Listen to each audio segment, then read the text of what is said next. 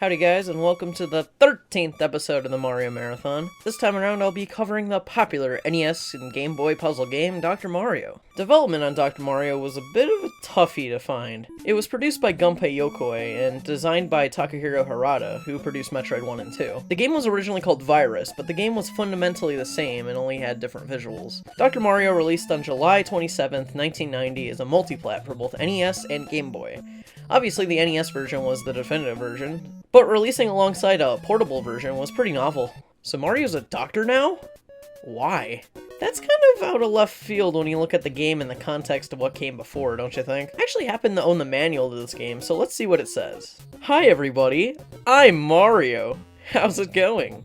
Over the last few years, I've been involved in some pretty wild adventures. Now, believe it or not, I work in the virus research lab at the Mushroom Kingdom Hospital. Today, I'm about to begin my research as usual. Dr. Mario, something terrible has happened. What's wrong, Nurse Toadstool? One of the experiments has gone out of control. The viruses are spreading quickly.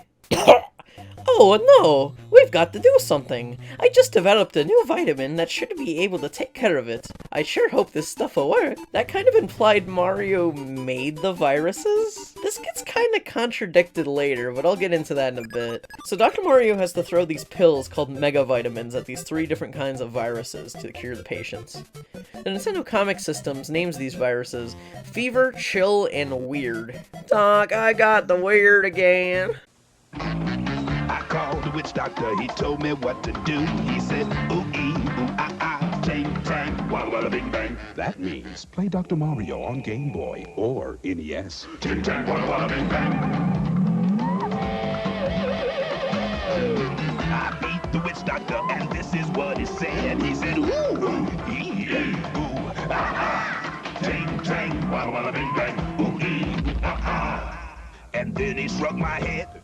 So, not to get into my personal life too much, but I've developed bad tendinitis in both of my hands from a mix of drawing and gaming too much. So the last few months I've been trying to chill on those activities. So Eddie has once again come to the rescue to record footage for me, so special thanks to him again. So the game as always starts you off in the setup screen where you can choose any of the game's stages from 0 to 99, game speed, and even music. The game's music is fantastic, by the way. The songs you can choose are Fever and Chill. Where's my weird theme? Oh, I know. Fever for fever, chill for chill, and off for weird. Because if you like weird, you should just turn the game off. Fever is a super iconic and catchy song, and I like how it honks at you and all. But Chill is just super slept on. I've never reviewed a puzzle game for this channel before, so bear with my descriptions. The gameplay is pretty simple. Each level has 3 different colors of viruses around, and the goal is to get rid of every single one. To do this, you match the color of the virus with a mega vitamin. The mega vitamins get thrown at you at random. Most of the time it comes in 2 separate colors. If you get the correct half of the right color virus, you'll be fine. To kill a virus, you just gotta match a line of 4 or more of that color. If you're skilled, you can rack up some insane combos, just like any puzzle game. Wow, dude, it seems to me that Mario cares more about scoring points than saving lives of his patients. You can rotate the pills to your liking, of course, and hold down to make the pills drop faster. This is all standard puzzle game stuff. I'm sure we've all played Tetris before. Although that fast drop gets less and less useful the faster the game speed is and the higher the level the game is. This game gets fucking hard later in. The thing about this game's premise that makes it a little different than Tetris, though, is since there's 3 colors of viruses you gotta kill, when you're down to only 1 color, you have what I like to call a garbage pile in the corner. All these colors become useless once you kill those viruses, and since the pills you get at random, it feels like a waste of time. Here's a cute little detail for an NES game. There's a few different clear themes, and even different colored backgrounds for the levels. Right, so every 5 levels you finish in a row, the game shows a cutscene that says congratulations. The cutscenes kind of make you think that you beat the game, but bam, with no warning, you're back into the game. You rested on me, boy? There's viruses to kill, motherfucker. The cutscenes themselves are always the viruses chilling on a tree, watching some different object fly by. Now get this, right? If you are a fucking god, right, you're able to beat the impossible level 20 on high speed. The ending of the gameplay is... I'm stealing this footage from this guy, because I must admit, I haven't this godly skill.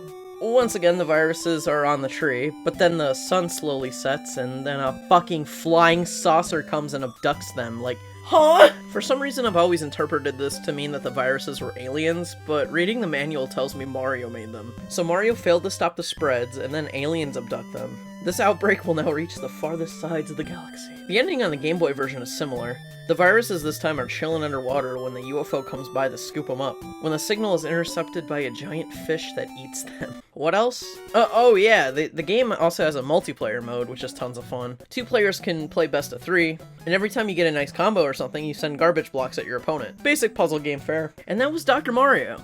It was ported to the PlayChoice 10 arcade machine, remade on SNES as part of Tetris and Dr. Mario, re-released on GBA as part of the classic NES series, and then remade on the same system as part of Dr. Mario and Puzzle League. The Game Boy version was on the 3DS Virtual Console, the NES version was on the Wii U Virtual Console, and it was included in the NES Classic as well as Switch Online. Just like a few other of the games I've covered, it had a Versus version on arcades, and the Tetris and Dr. Mario remake appeared as a Satellaview broadcast game. And that does it! Thank you all for watching this mini-sized review. I've been Sprited, and thank you all for watching my video. Next episode is Super Mario World, and that's gonna be a doozy. Until next time.